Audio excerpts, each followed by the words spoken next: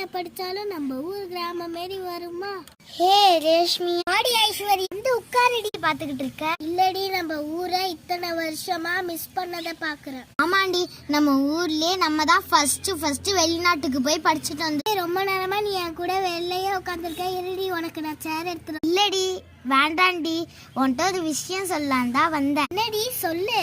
ஒரு குளத்துல குளிச்சு ரொம்ப நாள் ஆச்சு இல்லடி, அதுக்கு தாண்டி குளிக்க போலாமான்னு கேக்குறேன். சரிடி, நம்ம போலாம். நான் போய் எல்லாத்தையும் எடுத்துட்டு வரேன். சரிடி, நானும் போய் எல்லாத்தையும் எடுத்துட்டு வரேன். இருட்டுதுடி, சீக்கிரமா குளிச்சுட்டு சீக்கிரமா கிளம்பு. சீக்கிரமா குளிச்சுட்டு சீக்கிரமா போலாம்.